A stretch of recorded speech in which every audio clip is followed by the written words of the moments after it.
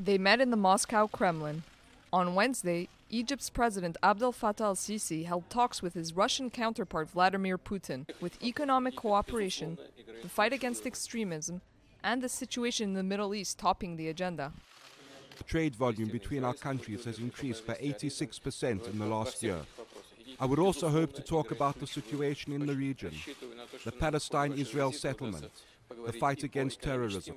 In all these issues, Egypt, no doubt, plays the key role.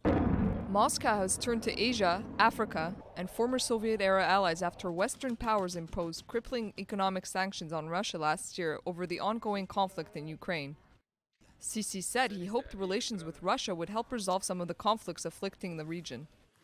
The Egyptian people always look with hope at strengthening and developing of our relations in all fields and regions, not only in the economy, but also in the fight against terror, especially in the region in which we live, in the Middle East, which is now suffering from grave problems such as terrorism and extremism.